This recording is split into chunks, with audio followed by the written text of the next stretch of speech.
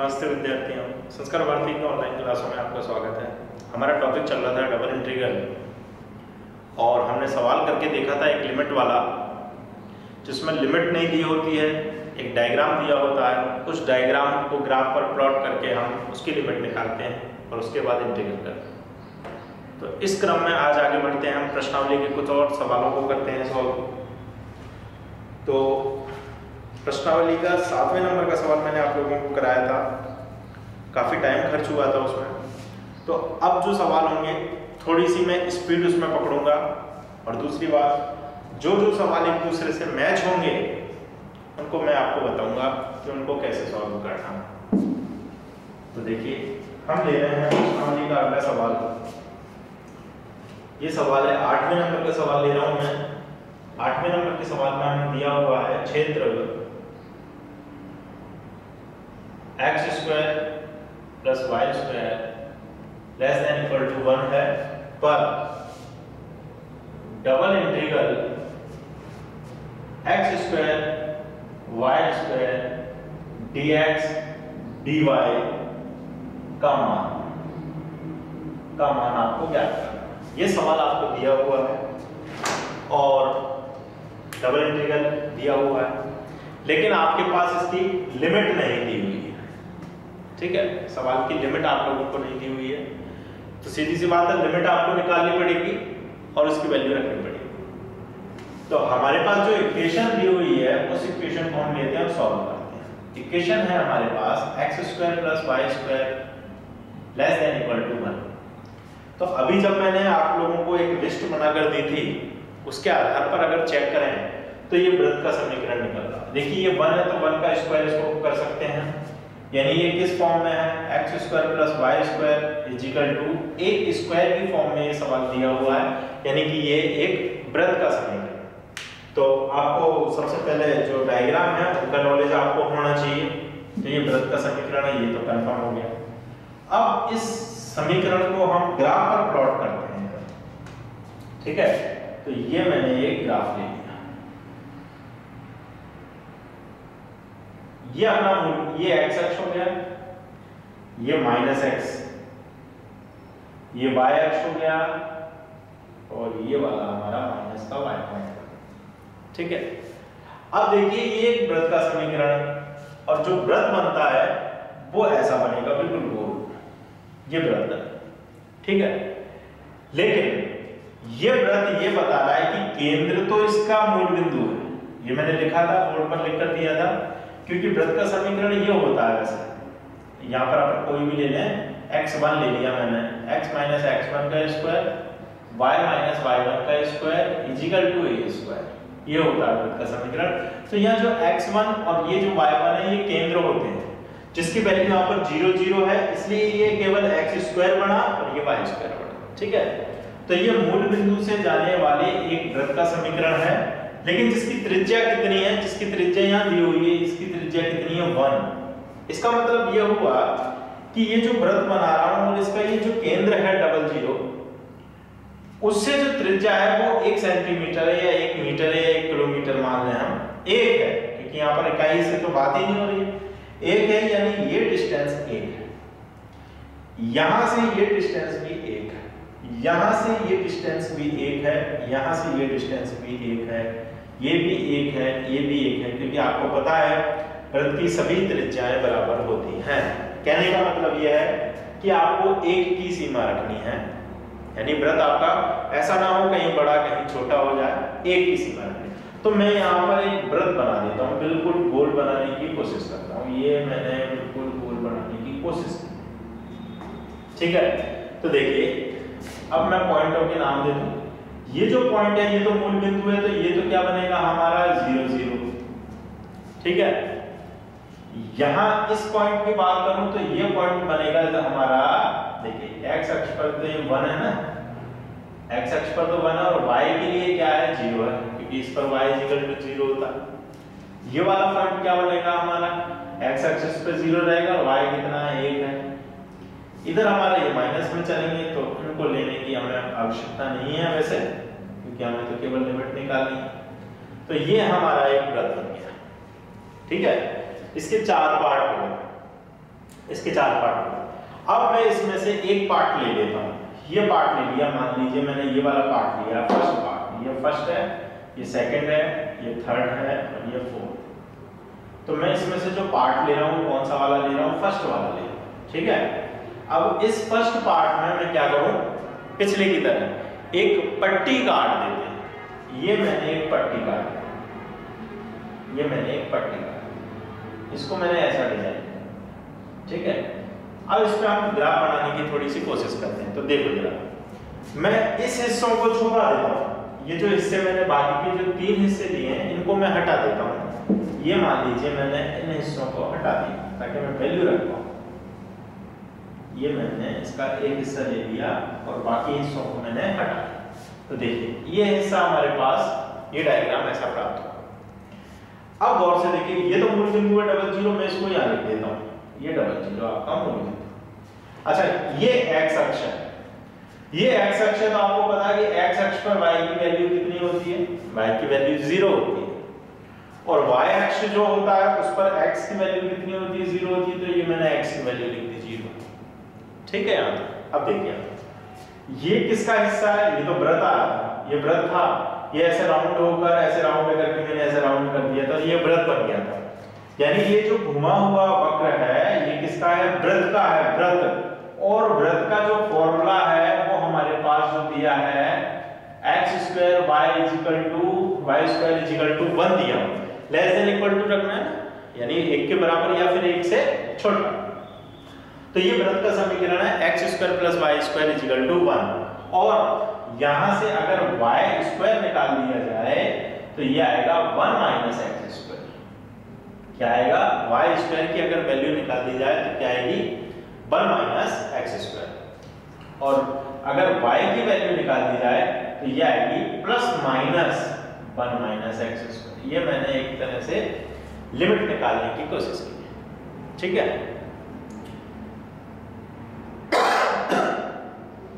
अब देखिए जरा, तो हमारे पास ये सबसे पहले लिमिट निकल कर आ गई है। ये हमारे पास लिमिट निकल के आ गई है। y के लिए 0 to ग्राफ तक पहुंचना है, ग्राफ तक पहुंचना है तो y की वैल्यू ये लिखी हुई है, ठीक है। क्योंकि हम एक पार्ट के लिए निकाल रहे हैं, अगर पूरे के लिए बात करेंगे तो इसको माइनस से प्लस के लिए ले लेंगे, वो अभी मैं समझाता हूँ। और x की वैल्यू कहाँ है? 0 से लेके 1 तक की वैल्यू है। 0 से लेके कहाँ तक जा रहा है? ये 1 तक जा रहा है। अब थोड़ा सा चीज और समझना है आपको, वो देखिए आप। अभी हमारे पास जो वृत्त बना था वो इस टाइप का डिजाइन था उसका, देखिए ये हमारे पास ये वृत्त था। ये हिस्सा कौन सा बना हुआ है? ये केवल एक ही हिस्सा है, ये वाला हिस्सा है। तो इसकी एक हिस्से की अगर हम लिमिट निकालें, केवल एक हिस्से की, तो लिमिट जा रही है y की 0 से लेके यहां तक, ठीक है। x की जा रही है 0 से, लेकिन अगर हम संपूर्ण की बात करें तो ये वृत्त यहां से शुरू होकर यहां पर एंड हुआ है, यहां से शुरुआत होकर यहां पर एंड हुआ है। तो इसकी जो लिमिट है वो देखिए पॉजिटिव से लेके नेगेटिव तक है। यानी कि यहां देखिए y की जो वैल्यू आई है ±1 - x²। इसका मतलब है कि माइनस का 1 - x² यहां पर होगा और प्लस का 1 - x² यहां पर होगा। ये संपूर्ण लिमिट y के लिए। x के लिए अगर बात करें तो ये मूल बिंदु था 0 0, ये पॉइंट कौन सा था? 1 0, और ये पॉइंट कौन सा था? -1 2 0। पूरे वृत्त की बात करें तो x की लिमिट कहां से कहां तक जाएगी? देखिए पहले लोअर लिमिट यानी -1 से लेके कहां तक आएगी? +1 तक, अगर पूरे ग्राफ की बात करें। और अगर इसी की बात करें तो लिमिट कहां से जाएगी? 0 से लेके 1 तक, और 0 से लेके अंडर रूट और आएगा √1 - x², √1 - x², ठीक है। तो इस टाइप के सवाल में हमने लिमिट निकालना सीख ली और समीकरण को सॉल्व करना है। अब बात आती है, देखिए इस टाइप का सवाल एक आपके शायद उदाहरण में भी हो, एक बार चेक कर लेते हैं हम। उदाहरण में शायद ऐसा सवाल हो सकता है, उदाहरण में ऐसा सवाल नहीं है। उदाहरण में दीर्घवृत्त का दिया हुआ है, वृत्त का कोई सवाल नहीं है, तो मैं इसको एक सॉल्व कर देता हूँ, क्योंकि आपके उदाहरण में भी नहीं, आपको थोड़ी सी दिक्कत आ सकती है। अब हमें तो देखिए यहाँ पर धनात्मक क्षेत्र नहीं लिखा हुआ है, यानी किसी एक पाद का नहीं निकाल यहाँ पर तो लिखा है क्षेत्र इतने से घिरेगा सभी का निकालना, यानी ये संपूर्ण की बात कर रहा है। अगर ये धनात्मक पार्ट दे देता यानी अपन इसका एक पार्ट निकालना, तो अभी ऐसा कुछ नहीं लिखा, यानी अपन इसका पूरा पार्ट निकालेंगे और पूरे पार्ट की लिमिट हमारे सामने लिखी हुई। तो अब हम सवाल को सॉल्व कर रहे हैं। देखिए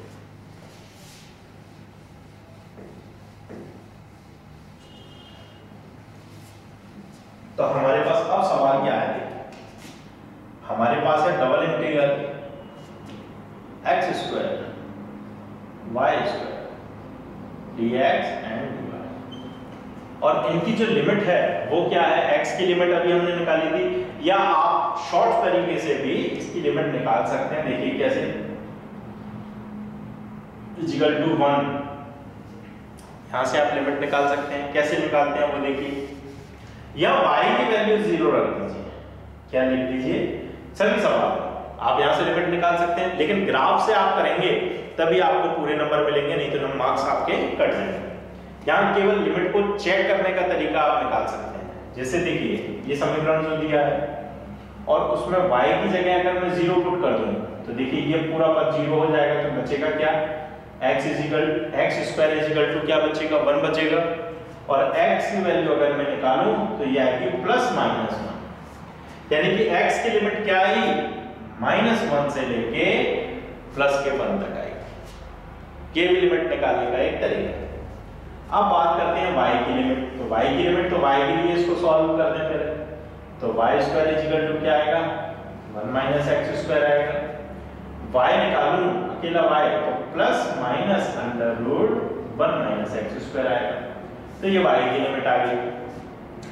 अच्छा y के लिए x को 0 नहीं रखा जाता है, तो y की लिमिट क्या आ गई, माइनस के under root 1 minus x square से प्लस का under root 1 minus x square, ये लिमिट किसके लिए आ गई, y के लिए। तो ये समीकरण अब हमें प्राप्त हुआ है जिसका इंटीग्रेशन हमको करना है। अब देखिए इसका इंटीग्रेशन हम चालू करते हैं।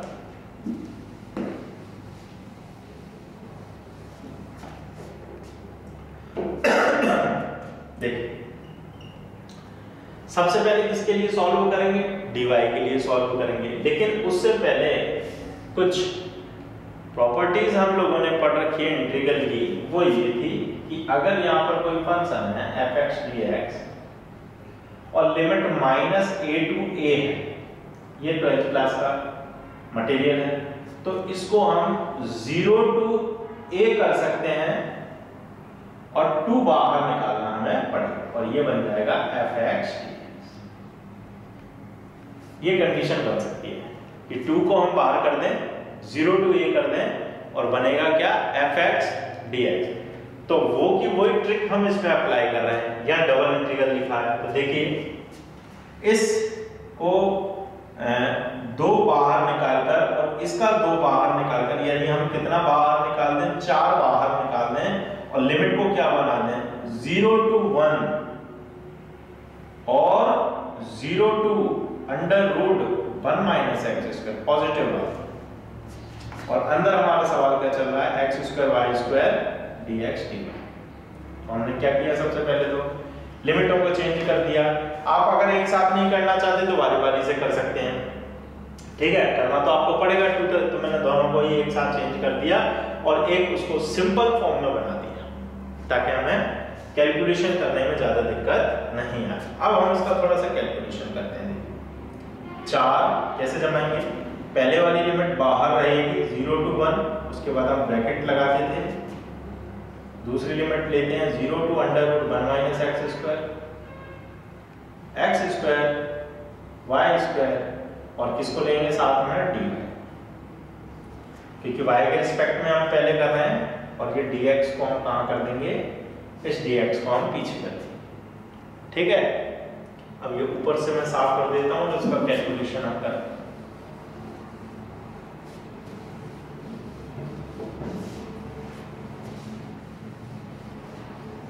देखिए तो ये क्या बनेगा, 4 लिमिट 0 टू 1, इसका इंटीग्रल करना है किसके रिस्पेक्ट में, y के, तो क्या आएगा, x स्क्वायर तो कांस्टेंट की तरह वर्क करेगा, और y स्क्वायर का आएगा y क्यूब अपॉन 3, इतना सही है। और लिमिट उस पर कितनी चल रही है, 0 to √1 - x²।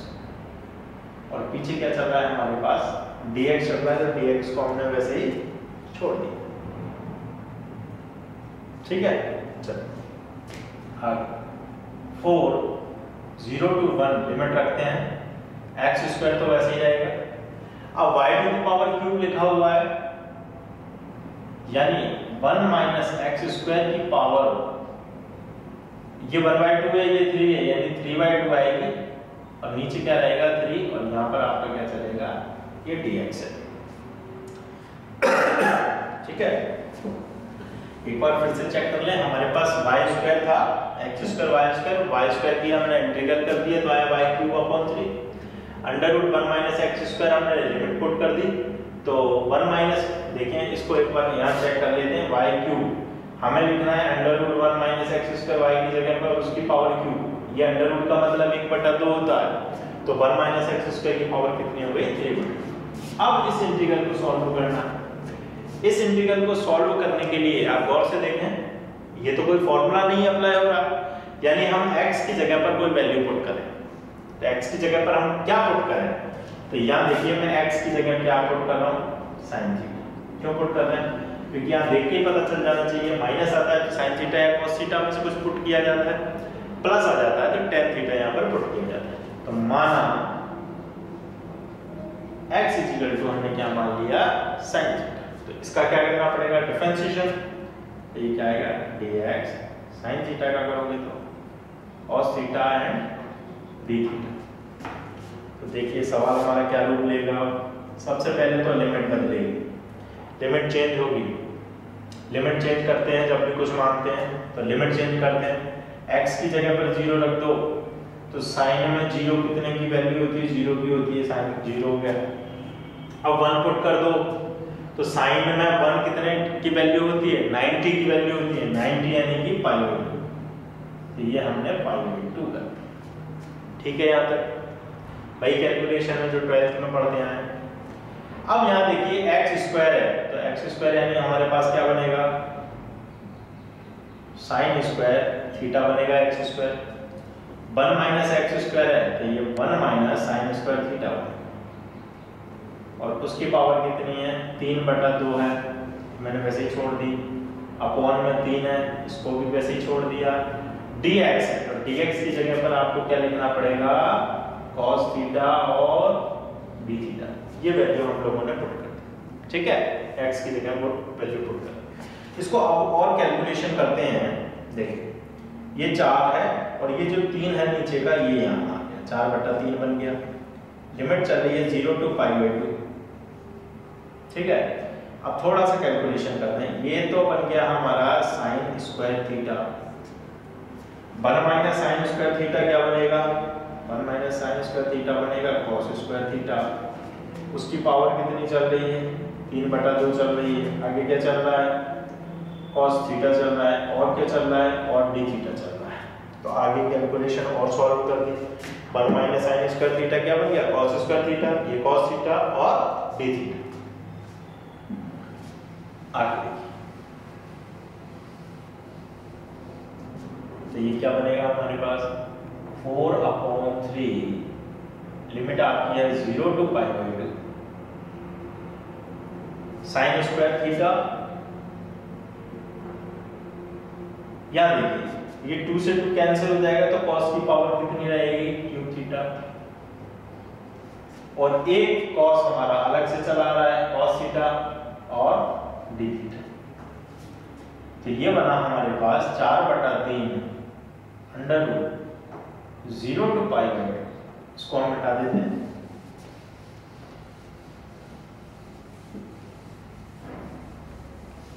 (0 to π/2 sin² theta,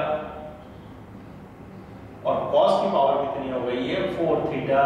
और देखिए इतना कैलकुलेशन करने के बाद हमारे पास ये आंसर आ चुका है। अभी ये कंप्लीट नहीं हुआ, इंटीग्रेशन अभी भी बाकी, अभी तो केवल आपने इसकी वैल्यू पुट की। थोड़ा गौर करें, और इस सवाल को हम 12th क्लास में जब सॉल्व करते थे तो सेट करते थे, जैसे cos स्क्वायर थीटा को या sin स्क्वायर थीटा को 1 माइनस cos स्क्वायर थीटा ले लें या कुछ भी पुट कर। लेकिन जब हम बीएससी फर्स्ट ईयर में आए थे तो मैंने आप लोगों को एक टॉपिक पढ़ाया था गामा फंक्शन। तो गामा फंक्शन किस में अप्लाई होता था, उस टाइम भी मैंने आपसे बोला था कि आप इसको बहुत बेहतर से पढ़ें, क्योंकि इसका यूज या आपके सिलेबस में तो ना के बराबर है, शायद है भी नहीं राजस्थान यूनिवर्सिटी में, और यूनिवर्सिटियों में गामा और बीटा फंक्शन सिलेबस में रहता है। उसको पढ़ना इसलिए जरूरी था। देखिए अब यहाँ पर गामा फंक्शन का सवाल उठ गया है, और मैं आगे भी बोल रहा हूँ कि आगे की बुक में जितने भी सवाल होंगे वो गामा फंक्शन से ही ज्यादातर सॉल्व होते हैं। तो ये देखिए गामा फंक्शन आ गया, अब इसे हम गामा फंक्शन से सॉल्व करेंगे। तो गामा फंक्शन से आपको लिमिट कुछ भी लगाने की जरूरत नहीं, केवल फॉर्मूला अप्लाई करते हैं। तो फॉर्मूला क्या, मान लीजिए ये m है और ये n है, तो फॉर्मूला क्या होता था हमारे पास, m प्लस 1/2 गामा में n प्लस 1/2, और नीचे क्या होता था 2 gamma m plus n plus 2। ये फॉर्मूला हमारे पास होता था, अप्लाई कर देते हैं। क्या बने 4/3 m प्लस 1 यानी 2 प्लस 1 n प्लस 1 यानी 4 plus 1 2 gamma m plus n plus 2, तो ये बना आपके पास 2 प्लस 4 प्लस 2। अब इसको हम सॉल्व कर देते हैं, इधर कर देता हूं इसको सॉल्व। तो ये आएगा 4/3, ये 2 और 1 ये 3/2 बन गया, तो गामा 3/2। ठीक है, ये 4 और 1 5/2 बन गया, तो गामा 5/2 अपॉन में 2। 4 2 6 2 8/2। ठीक है, ये गामा और बोले इसको, तो 4/3। 3/2 को कैसे बोलते हैं, 1/2 √π। कि मैं आप लोगों को गामा फंक्शन को बोलना पहले ही सीख चुके हैं हम। 5/2 को कैसे बोलेंगे, 3/2 1/2 √π बटे 2। 2 का भाग लगेगा 8 में, तो कितना आएगा 4। गामा 4 को कैसे बोलते हैं, 3 गुणा 2 गुणा 1। फाइनल कैलकुलेशन कर रहे हैं, कटापीटी कर रहे हैं, देखते हैं किससे क्या कट रहा है। ये देखिए ये 2 दूनी 4, इस 4 से इस 4 को मैं कैंसिल कर देता हूँ, इस 3 से इस 3 को कैंसिल कर देते हैं, तो ऊपर √π और √π ऐड होकर बना पाई, सॉरी मल्टीप्लाई होकर बना पाई। नीचे क्या आएगा, 2 दूनी 4 4 दूनी 8 8 दिया 24।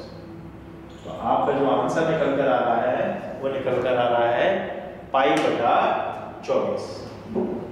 इसका हम आंसर मैच कराते हैं उत्तरमाला में। फिर देखिए ये सवाल किया था मैंने 8वें नंबर का सवाल, 8वें नंबर के सवाल का आंसर आ रहा है π/24, बिल्कुल सही आ रहा है।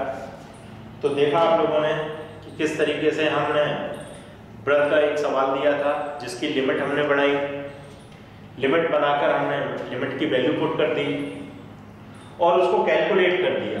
कैलकुलेशन आपका बिल्कुल सही होना चाहिए, आपको पता होना चाहिए कहाँ गामा फंक्शन अप्लाई करना है, कहाँ बीटा अप्लाई करना है, या कहाँ केवल सिंपल ट्रिक से ही सॉल्व हो जाता है। तो देखिए इस सवाल में धनात्मक पाद हमने नहीं दिया था, यानी किसी एक हिस्से का नहीं, संपूर्ण क्षेत्रफल हमें निकालना था। तो जो हमने लिमिट ली थी वो संपूर्ण ली थी, यानी माइनस से लेकर प्लस तक ली थी। तो हमारा जो आंसर निकल के आया π/24 है। आप इसको एक तरीके से और कर सकते थे, मैंने जहाँ एक हिस्से का डायग्राम बनाया था आप उसको भी लेके सॉल्व कर सकते थे, लेकिन लास्ट में उसको आपको 4 से गुणा करना पड़ेगा, क्योंकि क्षेत्रफल जो हमारा पूरा संपूर्ण निकालेंगे वो 4 हिस्सों में था। एक हिस्से का अगर आप निकालोगे तो उसको 4 से मल्टीप्लाई करके आप उसको 4 हिस्सों में बदल सकते हो, यानी संपूर्ण क्षेत्रफल निकाल सकते हो। क्योंकि क्षेत्रफल के जो भी पार्ट थे, चारों पार्ट थे, चारों अपना क्षेत्रफल बराबर रखते हैं, क्योंकि वृत्त की जो त्रिज्या थी वो बराबर होती है, एक दी थी, यानी उसके अकॉर्डिंग फिर वो आंसर आता है। तो आप दोनों तरीकों में से कोई सा भी तरीका अपना सकते हैं। अब हम बात करते हैं अगले सवाल की। तो अगला जो सवाल दिया हुआ है हमें, वो दिया हुआ है 90 नंबर का सवाल, और दिया है X square plus Y square equal to 1, यानी कि ये वृत्त का समीकरण दिया हुआ है आपको। बिल्कुल सवाल ऐसे ही सॉल्व करना है और उसमें एक लाइन लिखी हुई है धनात्मक पाद पर। इसका क्या मतलब है? धनात्मक पाद का नाम सुनते ही आपके दिमाग में आ जाना चाहिए कि एक हिस्से की बात कर रहा है, यानी लिमिट जो संपूर्ण लिमिट हमने बनाई थी वो नहीं बनेगी। एक जो सिंपल आधा पार्ट लेकर, सॉरी पहला पार्ट लेकर जो मैंने लिमिट बनाई थी, आपको केवल उसी का क्षेत्रफल निकालना है। यानी x की लिमिट आई थी हमारी 0 to 1 और y की लिमिट आई थी 0 to positive √1 minus x square. उसको लेके आप सॉल्व करेंगे तो आपका 90 नंबर का सवाल अपने आप ही हो जाएगा। अब बात करते हैं 10वें नंबर की सवाल की। तो आप देखिए 10वें नंबर का सवाल बिल्कुल सेम है और भी सिंपल सवाल के फॉर्म में दिया हुआ है। इसको मैं कर देता हूं थोड़ा जल्दी, स्पीड से इस सवाल को हम सॉल्व करेंगे, ज्यादा टाइम नहीं लेंगे।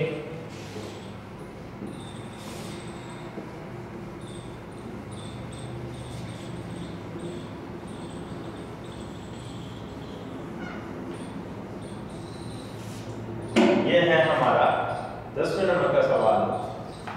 सवाल दिया है integral double integral x y dx dy का मान बताओ। का मान हमें निकालना है जहां समाकलन क्षेत्र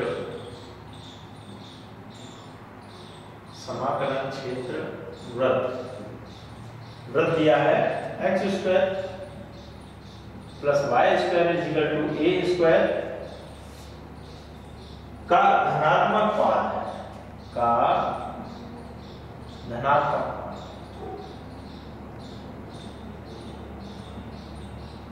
तो देखिए हम इसका सॉल्यूशन देखते हैं। इंटीग्रल से तो हमें कोई मतलब नहीं होता, इंटीग्रल तो हमारे पास में कोई सा भी दिया हो हम इंटीग्रल को सॉल्व करते ही करते हैं। बात यह है कि हमें लिमिट निकालनी है, तो हम सबसे पहले अपना लिमिट निकाल लेते हैं। ये हमें वृत्त का समीकरण दिया है और देखिए इसमें एक लाइन लिखी हुई है धनात्मक पाद। धनात्मक पाद का मैं आप लोगों को पहले भी मतलब बता चुका हूं कि आपको एक हिस्सा एक पॉजिटिव पार्ट लेना है। तो देखिए इसको हम ग्राफ में प्लॉट करते हैं वापस से, तो इनकी वैल्यू क्या होगी। सबसे पहले ये मूल बिंदु होगा 0 0। यहाँ देखिए त्रिज्या जो चेंज कर दी है, त्रिज्या जो चेंज करके बनाई है, पहले 1 चलती थी अब बना दी a। तो अगर a बना दी है इसकी लिमिट, सॉरी त्रिज्या, तो हम a के अकॉर्डिंग इसको सॉल्व करेंगे। तो देखिए क्या बनेगा, ये पॉइंट जो है वो क्या बनेगा a, 0 क्या बनेगा a, 0। ये क्या बनेगा -a, 0।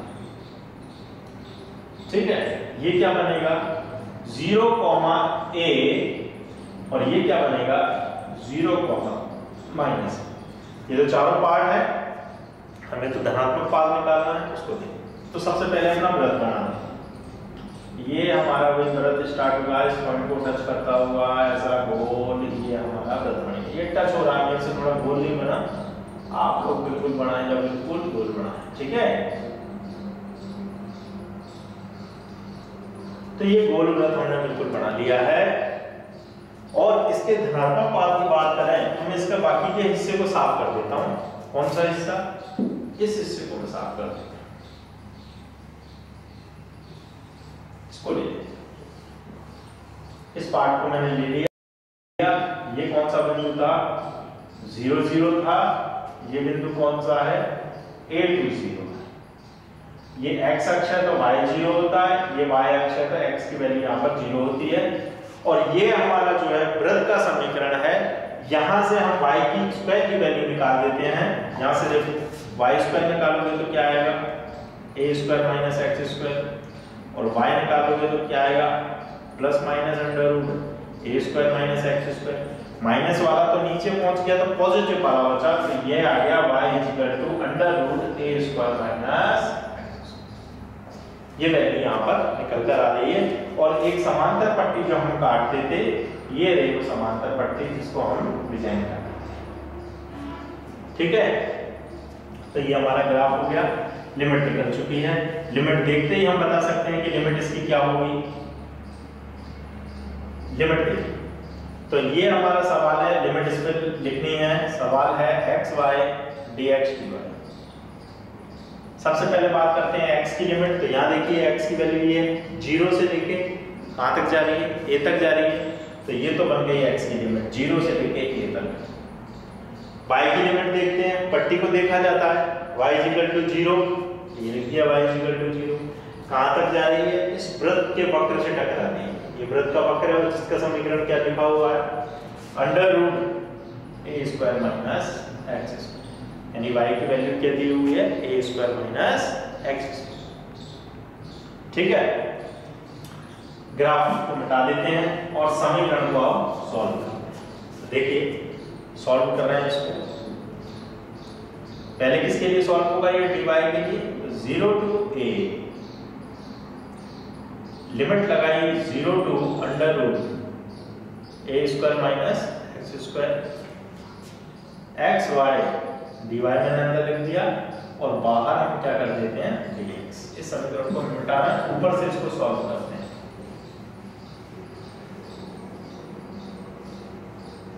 इसको मैं यहाँ वापस लिख देता हूँ, ये डबल इंटीग्रल है हमारे पास। पहली लिमिट 0 to a है, ब्रैकेट के अंदर 0 to √a² - x² है। सवाल हमारा चल रहा है x y dy और बाहर की तरफ है हमारे पास dx। इसको हम सॉल्व, देखिए 0 to a, y के रिस्पेक्ट में कर रहे हैं तो क्या आएगा, x y² / x तो वैसे ही रहेगा, y का इंटीग्रल करेंगे तो क्या आएगा, y² / 2।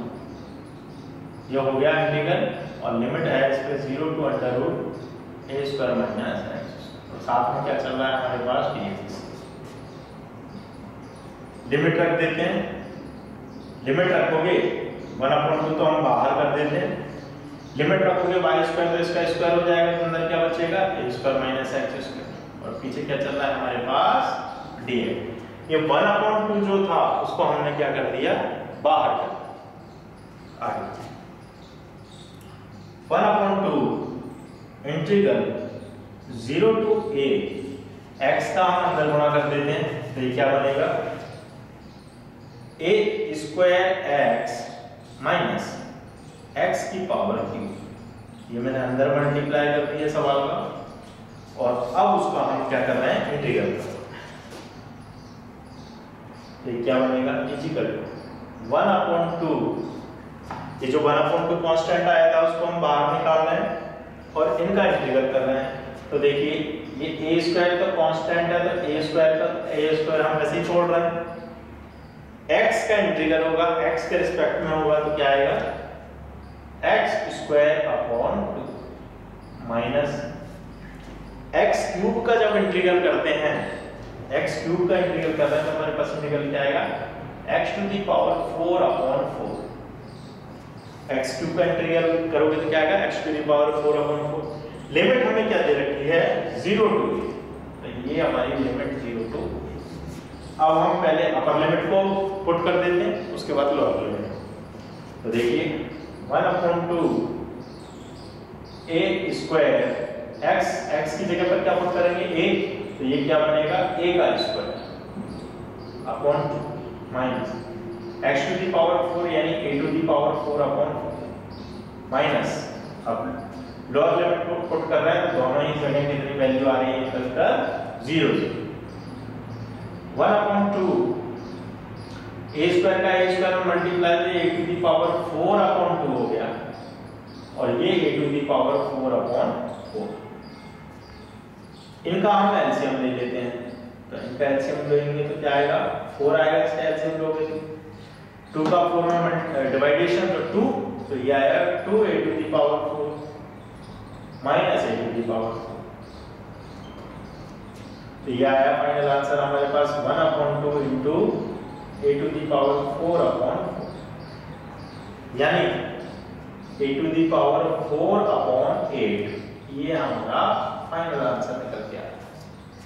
ठीक है, तो ये एक ऐसा इंटीग्रल था जिसमें जो वृत्त की त्रिज्या दी थी वो a दी हुई थी, 1 नहीं दी हुई थी।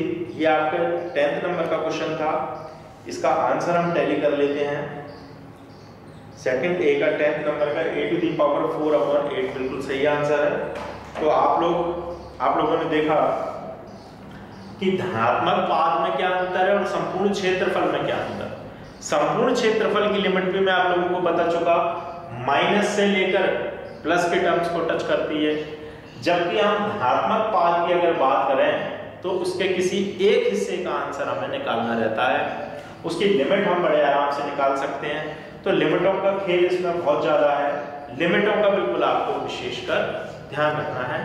सवाल का कैलकुलेशन इतना कठिन नहीं है। इसके अंदर लिमिट जो है अगर आप सही निकालते हैं तो कैलकुलेशन बिल्कुल सही आएगा। अब आप आगे के सवालों के लिए कुछ फॉर्मूले जरूर आप लोगों को याद करने होंगे। 12th क्लास में इंटीग्रेशन के कुछ फॉर्मूले थे, वो फॉर्मूले मैं थोड़े बोर्ड में लिख देता हूँ, उनको आपको याद करना है, रट लेना है।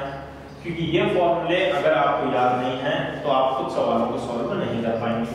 जैसे इंटीग्रल में अगर आ जाए √a² - x² तो उसका आंसर क्या होगा, ये इंटीग्रल आपको याद रखने हैं। दूसरा, अगर इसका उल्टा आ जाए x² - a² आ जाए तो उसका इंटीग्रल क्या होता है।